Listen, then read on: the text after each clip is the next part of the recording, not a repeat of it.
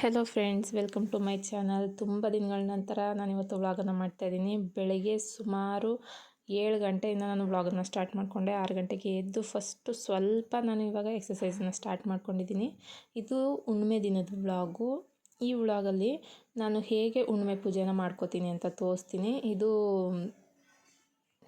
ಒಂದು ರೀತಿ ನನ್ನ ಪ್ರಾಬ್ಲಮ್ಗಳಿಗೆ ಹೇಗೆ ಒಂದು ಸೊಲ್ಯೂಷನನ್ನು ಕಂಡುಕೊಂಡೆ, ನನ್ನ ಪ್ರಾಬ್ಲಮ್ ಎಲ್ಲ ಯಾವ ರೀತಿ ಸಾಲ್ವ್ ಆಯಿತು ಅನ್ನೋದನ್ನು ಕೂಡ ನಾನು ಈ ವಿಡಿಯೋದಲ್ಲಿ ತಿಳಿಸ್ಕೊಡ್ತೀನಿ.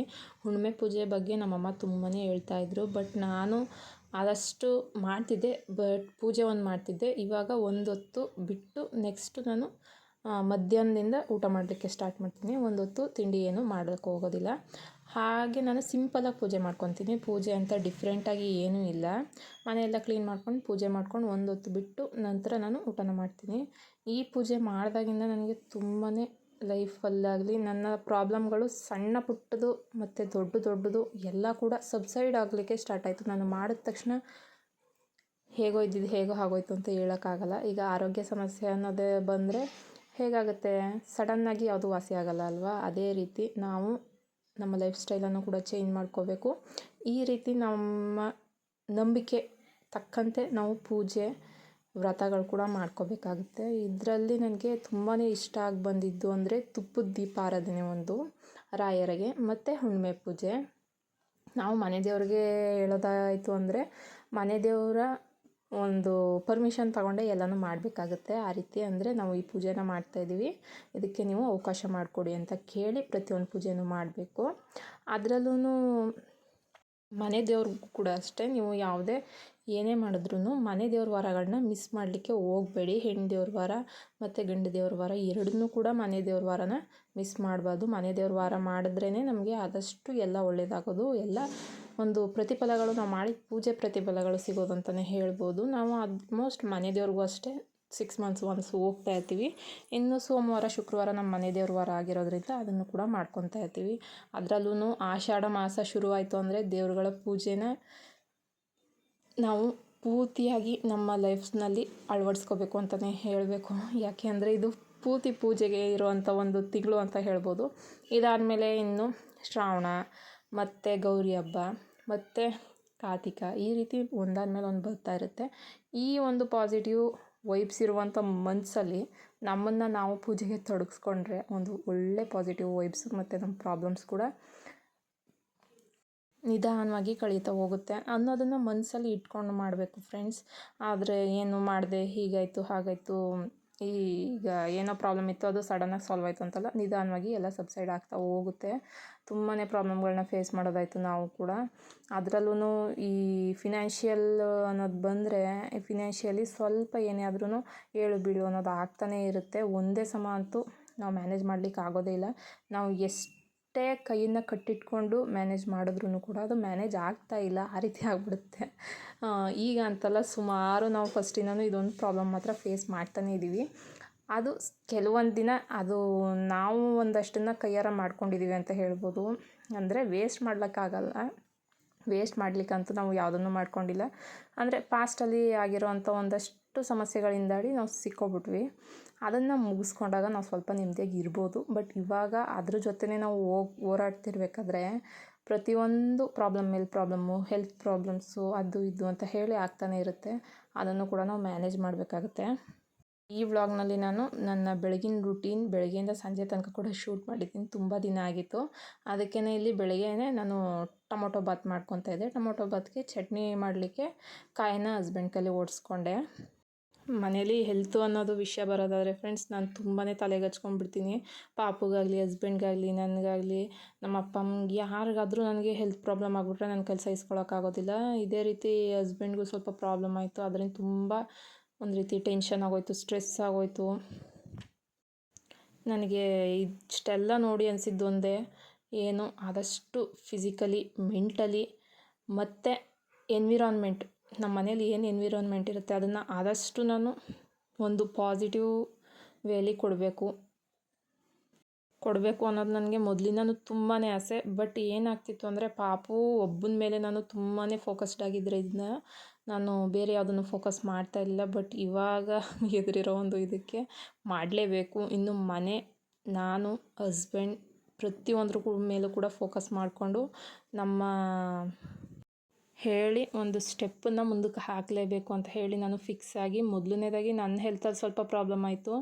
ನನಗೆ ಯಾಕೇನೋ ಗೊತ್ತಿಲ್ಲ, ಒಂದು ಸ್ವಲ್ಪ ದಿನ ಊಟ ವ್ಯತ್ಯಾಸ ಆಯಿತು, ಏನಾದರೂ ಸ್ವಲ್ಪ ಸ್ಟ್ರೆಸ್ ಆಯಿತು ಅಂದರೆ ಸಾಕು ತಲೆ ಸುತ್ತು ಬಂದುಬಿಡುತ್ತೆ. ಅದು ಹೇಗೆ ಅಂದರೆ ಕಣ್ಣೇ ಬಿಡೋಕ್ಕಾಗಲ್ಲ, ಅಷ್ಟು ತಲೆ ಸುತ್ತು ಬಂದುಬಿಡುತ್ತೆ.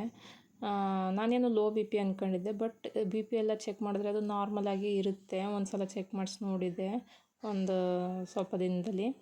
ಬಟ್ ಅದಕ್ಕೇ ಏನು ಅಂದರೆ ಊಟದ ಮೇಲೆ ತುಂಬಾ ಫೋಕಸ್ ಮಾಡಬೇಕು ಅಂತ ಹೇಳಿ ಇವಾಗ ಫಸ್ಟು ನಮ್ಮ ಹಸ್ಬೆಂಡ್ಗೆ ಊಟ ಮಾಡಿದ್ದೆ. ಅಡುಗೆ ಎಲ್ಲ ಮಾಡಿ ಮುಗಿಸಿ ಇಲ್ಲಿ ಒಂದು ನನಗೆ ಪಾಮ್ ಪ್ಲ್ಯಾಂಟ್ ಬೇಕು ಅಂತ ತುಂಬ ದಿನದಿಂದ ಆ ಮನೇಲಿ ಇದ್ದಾಗಿಂದನೂ ಕೂಡ ನಾನು ಕೇಳ್ತಾ ಇದ್ದೆ. ಅದಕ್ಕೆ ಹಸ್ಬೆಂಡ್ ತಂದು ಕೊಟ್ಟಿದ್ರು.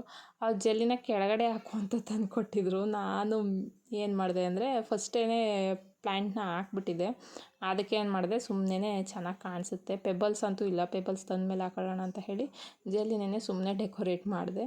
ಅದೆಲ್ಲ ಮುಗಿಸಿ ಸ್ನಾನ ಮಾಡೋಕ್ಕೂ ಮುಂಚೆ ಮನೆಯೆಲ್ಲ ಒರೆಸ್ಬೇಕಿತ್ತಲ್ವ, ಇವತ್ತು ಒಂದು ಹೊತ್ತಿದ್ದೆ. ಪಾಪುಗೆ ಊಟ ತಿಂಡಿ ಕೊಟ್ಟು ಅವನನ್ನು ಕಳಿಸಿ ಹಸ್ಬೆಂಡ್ಗೂ ಕೂಡ ಹಾಕ್ಕೊಟ್ಟು ನೆಕ್ಸ್ಟು ಈಗ ನಾನು ಮನೆಯೆಲ್ಲ ಕ್ಲೀನ್ ಮಾಡ್ಕೊತಾ ಇದ್ದೀನಿ. ಏನೇನು ಪೆಂಡಿಂಗ್ ಕೆಲಸ ಇರುತ್ತೆ ಅದೆಲ್ಲ ಮುಗಿಸಿನೇ ನಾನು ಸ್ನಾನ ಮಾಡ್ಕೊತೀನಿ. ಮನೆಯೆಲ್ಲ ಕ್ಲೀನಾಗಿ ಒರೆಸ್ಕೊತೀನಿ. ಇದಕ್ಕೆ ಸ್ವಲ್ಪ ಉಪ್ಪು ಮತ್ತು ಅರಿಶಿನ ಹಾಕಿ ನೀಟಾಗಿ ಮ್ಯಾಟ್ನ ವಾಶ್ ಮಾಡ್ಕೊಂಡಿದ್ದೀನಿ. ಅದರಿಂದ ಮನೇನ ಒರೆಸ್ಕೊತೀನಿ. ಪಾಸಿಟಿವ್ ವಾತಾವರಣ ಅಂತ ಹೇಳೋದಾಯಿತು ಅಂದರೆ ನಾವು ಊಟದಿಂದ ಹಿಡಿದು ಮನೆಯಲ್ಲಿ ಏನು ನಾವು ನೋಡ್ತೀವೋ ಅದು ಕೂಡ ತುಂಬಾ ಇಂಪಾರ್ಟೆಂಟ್ ಆಗುತ್ತೆ. ಅಂದರೆ ಇವಾಗ ಜಸ್ಟ್ ಊಟದ ಮೇಲೆ ಫೋಕಸ್ ಮಾಡಿದ್ರೆ ಮೈಂಡ್ ಕೂಡ ಸ್ಟ್ರೆಸ್ ಆಗ್ತಾ ಇರುತ್ತೆ ಅಲ್ವಾ, ಅದನ್ನು ಕೂಡ ನಾವು ಕಡಿಮೆ ಮಾಡ್ಕೊಳ್ಳೋದಕ್ಕೆ ಏನಾದರೂ ಒಂದು ಪ್ರಯತ್ನ ಮಾಡ್ತಾ ಇರಬೇಕು ಮನೇಲಿ. ಆಮೇಲೆ ಮಕ್ಕಳಿದ ಮೇಲೆ ಸ್ವಲ್ಪ ಸ್ಟ್ರೆಸ್ ಜಾಸ್ತಿನೇ ಇರುತ್ತೆ. ಅವರು ಏನೇ ಆದರೂ ತಲೆ ಕೆಡಿಸ್ಬಿಡ್ತಾರೆ. ನನ್ನ ಮಗ ಅಂತೂ ಎಕ್ಸ್ಟ್ರಾಡಿನರಿ ಅದರಲ್ಲಿ. ಅದಕ್ಕೇ ಈ ರೀತಿ ಪೂಜೆಗಳು ಮತ್ತು ಮನೇಲಿ ಗ್ರೀನರಿ ಆ್ಯಡ್ ಮಾಡೋದಾಗಿರ್ಬೋದು, ಮತ್ತು ಮನೇನ ಆದಷ್ಟು ಕ್ಲೀನಾಗಿ ಇಟ್ಕೊಳ್ಳೋದಾಗಿರ್ಬೋದು. ಗೊತ್ತು ಮಕ್ಕಳಿರೋ ಮನೇಲಿ ತುಂಬಾ ಪ್ರಾಬ್ಲಮ್ಮು, ತುಂಬಾ ಅವರು ಚೆಲ್ಲಿಬಿಡ್ತಾರೆ ಎಲ್ಲನೂ ಅಂತ. ಬಟ್ ಆದಷ್ಟು ನಾನು ಟ್ರೈ ಮಾಡ್ತಾಯಿದ್ದೀನಿ. ಬಟ್ ಅವನು ಬೆಳಗ್ಗೆ ಈಗ ನಾನು ಅವನನ್ನು ಕರ್ಕೊಂಡು ಬರೋ ತನಕ ಇಷ್ಟಿತ್ತು ಅಷ್ಟೇ. ಪೂಜೆ ಮಾಡಿ ಅವನನ್ನು ಕರ್ಕೊಂಡು ಬರೋಕ್ಕೆ ಹೋದೆ. ಕರ್ಕೊಂಡು ಬಂದಮೇಲೆ ಮತ್ತೆ ಹಾಗೆ ಆಯಿತು. ಮತ್ತು ಅವನನ್ನು ಕಳಿಸಿ ನಾಳೆ ಬೆಳಗ್ಗೆ ಮತ್ತೆ ರೆಡಿ ಮಾಡ್ಕೊತೀನಿ ಅಷ್ಟೇ. ಇದು ಗುರುಪೌರ್ಣಿಮೆ ಆಗಿದ್ದರಿಂದ ನಾನು ಇವತ್ತು ತುಪ್ಪದ ದೀಪ ಕೂಡ ಆರಾಧನೆ ಮಾಡ್ಕೊತಾ ಇದ್ದೀನಿ.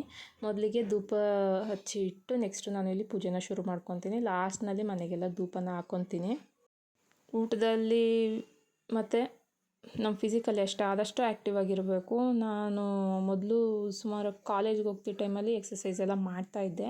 ಆವಾಗ ಬಾಡಿ ತುಂಬಾ ಒಂಥರ ಲೈಟ್ ಫೀಲ್ ಆಗೋದು, ತುಂಬ ಆ್ಯಕ್ಟಿವ್ ಫೀಲ್ ಆಗೋದು, ತುಂಬಾ ಚೆನ್ನಾಗಿತ್ತು ಅಂತ ನನಗೆ ಅನಿಸ್ತಾ ಇತ್ತು. ಬಟ್ ಆವಾಗ ಬರ್ತಾ ಬರ್ತಾ ಕೋವಿಡ್ ಆಯಿತು, ಮದುವೆ, ಪಾಪು ಎಲ್ಲ ಬಿಟ್ಟೆ ನಾನು ಮತ್ತೆ ಎಕ್ಸಸೈಸ್ ಕಡೆ ಗಮನ ವಹಿಸೋದನ್ನು. ಬಟ್ ಇತ್ತೀಚೆಗೆ ಮತ್ತೆ ಸ್ಟಾರ್ಟ್ ಮಾಡಿದ್ದೀನಿ. ನನಗನ್ನಿಸ್ತು ಲೇಡೀಸ್ ಮತ್ತು ಹುಡುಗಿಯರು ನಾವು ಏನಿರ್ತೀವಿ ಸ್ಟ್ರೆಂತ್ನಿಂಗ್ ಬಗ್ಗೆ ಅಥವಾ ಯೋಗ ಬಗ್ಗೆ ಅಥವಾ ಸಿಂಪಲ್ಲಾಗಿ ಎಕ್ಸಸೈಸ್ ಬಗ್ಗೆ ಏನಾದರೂ ನಮ್ಮ ಬಾಡಿನ ನಾವು ಮೇಂಟೈನ್ ಮಾಡಲಿಕ್ಕೆ ಸಿಂಪಲ್ಲಾಗಿ ಅಟ್ಲೀಸ್ಟ್ ವಾಕ್ ಆದರೂ ಮಾಡಲೇಬೇಕು ಅನಿಸ್ತು. ಅದಕ್ಕೆ ಸ್ವಲ್ಪ ಸ್ಟಾರ್ಟ್ ಮಾಡ್ಕೊಂಡಿದ್ದೀನಿ. ನೋಡ್ತೀನಿ ನನಗೆ ಹೇಗೆ ವರ್ಕೌಟ್ ಆಗುತ್ತೆ ಆ ರೀತಿ ನೋಡಿಕೊಂಡು ನಾನು ನಿಮಗೂ ಕೂಡ ಇನ್ನು ಬರೋ ಫ್ಯೂಚರ್ ವೀಡಿಯೋಸಲ್ಲಿ ತಿಳಿಸ್ಕೊಡ್ತೀನಿ. ನೆಕ್ಸ್ಟು ಪೂಜೆ ಎಲ್ಲ ಮುಗಿಸಿ ನಾನು ಏನೇನು ನನ್ನ ಕೆಲಸ ಎಲ್ಲ ಇದೆ ಪೂಜೆಯಲ್ಲಿ ಎಲ್ಲ ಮುಗಿಸಿ ಲಾಸ್ಟಲ್ಲಿ ನಾನು ಧೂಪನ ಮನೆಗೆಲ್ಲ ಹಾಕ್ಕೊತೀನಿ. ಊಟದ ವಿಷಯದಲ್ಲಿ ಬಂತು ಅಂದರೆ ನನಗೆ ಇಷ್ಟಿಷ್ಟೇ ಇದಿದೆ ತಿನ್ನಬೇಕು ಅನ್ನೋದು ಅದೆಲ್ಲ ಅಷ್ಟು ಸರಿಯಾಗಿ ಕಂಪ್ಲೀಟಾಗಿ ಗೊತ್ತಿಲ್ಲ. ನನಗೆ ಗೊತ್ತಿರೋ ಪ್ರಕಾರ ನಾನು ಹೇಗೆ ಮ್ಯಾನೇಜ್ ಮಾಡ್ತಾಯಿದ್ದೀನಿ ಇತ್ತೀಚೆಗೆ ಅಂದರೆ, ಒಂದು ಫೈಬರ್ ಇರಬೇಕು, ಒಂದು ಪ್ರೋಟೀನು ಮತ್ತು ಒಂದಿಷ್ಟು ಭಾಗ ಕಾರ್ಬೋಹೈಡ್ರೇಟ್ಸು. ಇಷ್ಟು ನಮ್ಮ ಊಟದಲ್ಲಿ ತಿಂಡಿಯಲ್ಲಿ ನಮ್ಮ ಪ್ರತಿಯೊಂದು ತಿಂಡಿ ಮತ್ತು ಊಟ ಆಗಲಿ ನೈಟ್ ಡಿನ್ನರ್ ಆಗಲಿ ಎಲ್ಲದರಲ್ಲೂ ಕೂಡ ಫೈಬರ್ ಮತ್ತು ಪ್ರೋಟೀನ್ ಇರಬೇಕು ಅನ್ನೋದನ್ನ ನಾನು ತಿಳ್ಕೊಂಡೆ. ಅದಕ್ಕೆ ಏನು ಮಾಡ್ತೀನಿ ಅಂದರೆ ಆದಷ್ಟು ಊಟಗಳಲ್ಲಿ ಅದನ್ನೆಲ್ಲ ಆ್ಯಡ್ ಮಾಡ್ಕೊತೀನಿ. ಹಸ್ಬೆಂಡ್ ವಿಷಯದಲ್ಲಿ ಬಂತು ಅಂದರೆ ಫೈಬರ್ನ ಸ್ವಲ್ಪ ಜಾಸ್ತಿ ಕೊಡ್ತೀನಿ. ನಮ್ಮ ವಿಷಯದಲ್ಲಿ ಬಂತು ಅಂದರೆ ಸ್ವಲ್ಪ ಅವ್ರು ಕೊಡೋದಕ್ಕಿಂತ ಕಡಿಮೆ ತಗೊತೀನಿ. ಪಾಪು ಅಂದರೆ ಅವನಿಗೆ ಕಾರ್ಬೋಹೈಡ್ರೇಟ್ಸ್ ಚಿಕ್ಕ ಮಕ್ಕಳಲ್ಲಿ ತುಂಬಾ ಇಂಪಾರ್ಟೆಂಟು. ನೀವು ಅಂದ್ಕೋಬೋದು ಬರೀ ಪ್ರೋಟೀನ್ ಕೊಟ್ಟರೆ ಮಕ್ಕಳಿಗೆ ಎನರ್ಜಿ ಎಲ್ಲಿಂದ ಬರಬೇಕು ಹೇಳಿ, ಕಾರ್ಬೋಹೈಡ್ರೇಟ್ಸಿಂದನೇ ಎನರ್ಜಿ ಬರೋದು. ಇಲ್ಲಿ ಇನ್ನೊಂದು ಸಣ್ಣ ವಿಷಯ ಏನು ಅಂದರೆ, ನೀವು ನೋಡ್ತಿರ್ಬೋದು ಹೇರ್ನ ತುಂಬ ಶಾರ್ಟ್ ಮಾಡಿಸ್ಬಿಟ್ಟಿದ್ದೀನಿ.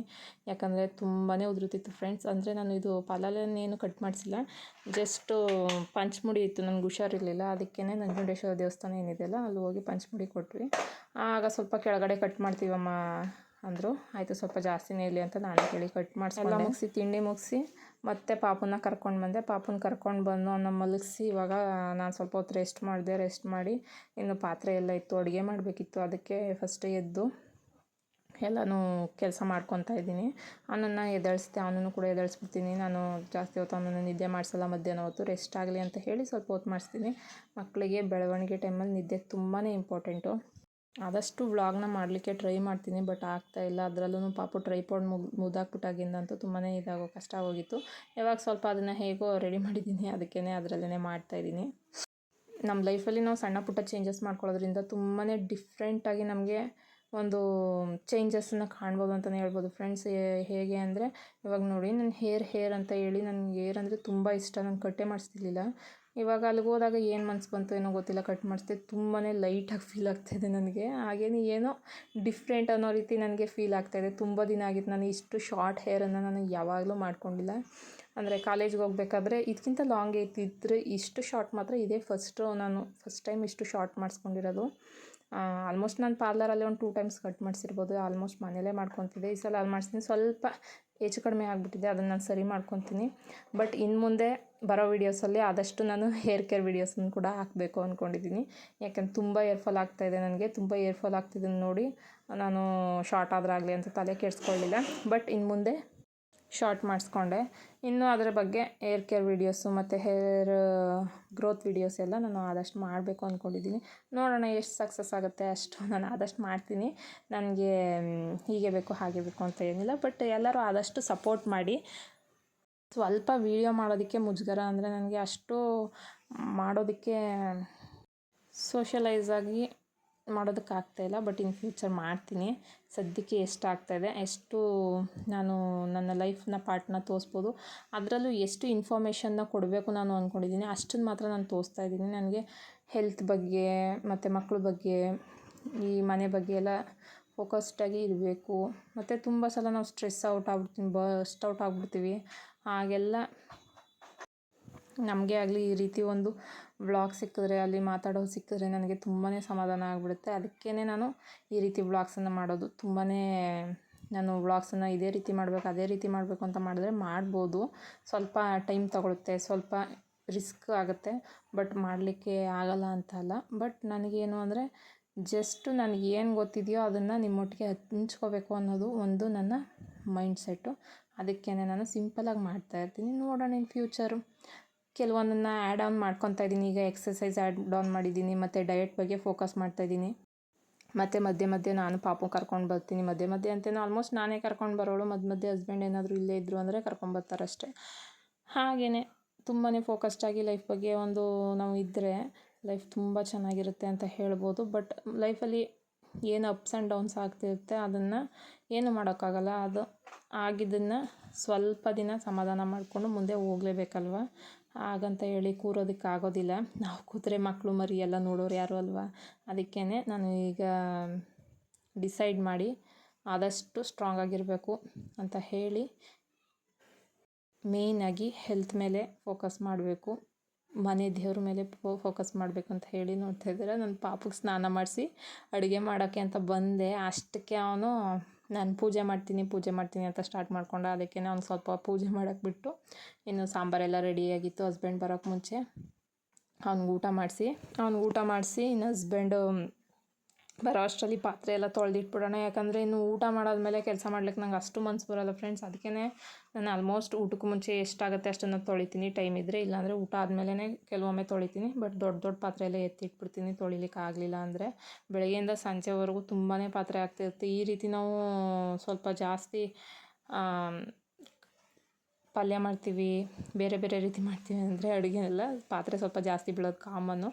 ಬಟ್ ಹಾಗಂತ ಹೇಳಿ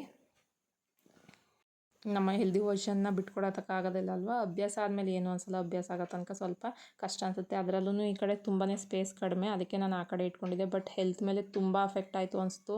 ಇದನ್ನು ಕೂಡ ನೆಕ್ಸ್ಟ್ ಬರೋ ವೀಡಿಯೋಗಳಲ್ಲಿ ನಾನು ಶೇರ್ ಮಾಡ್ಕೋತೀನಿ. ಇವತ್ತಿನ ವಿಡಿಯೋ ಇಷ್ಟ ಆಗಿತ್ತು ಫ್ರೆಂಡ್ಸ್. ಪ್ಲೀಸ್ ನನ್ನ ಚಾನಲ್ನ ಸಬ್ಸ್ಕ್ರೈಬ್ ಮಾಡ್ಕೊಳ್ಳಿ, ಸಪೋರ್ಟ್ ಮಾಡಿ ಅಂತ ಹೇಳ್ತಾ, ಇದೇ ರೀತಿ ವೀಡಿಯೋಗಳಿಗೆ ನಿಮಗೆ ಯಾವ ರೀತಿ ವಿಡಿಯೋ ಬೇಕು ಅಂತ ಕಮೆಂಟ್ ಮಾಡಿ. ಪಾಪುಗೆ ಊಟ ತಗೊಂಡೋಗಿ ಮಾಡಿಸ್ದೆ. ಅವನು ಸ್ಕೇಟಿಂಗ್ ಮಾಡ್ತಾಯಿದ್ದ. ಸಿಂಪಲಾಗಿ ಕಲ್ತಿದ್ದಾನೆ, ಜಾಸ್ತಿ ಏನೂ ಕಲ್ತಿಲ್ಲ. ಬಟ್ ಬರೋ ವೀಡಿಯೋಗಳಲ್ಲಿ ಎಲ್ಲನೂ ಹಂಚ್ಕೊತೀನಿ. ನಾವು ಊಟ ಮಾಡಿ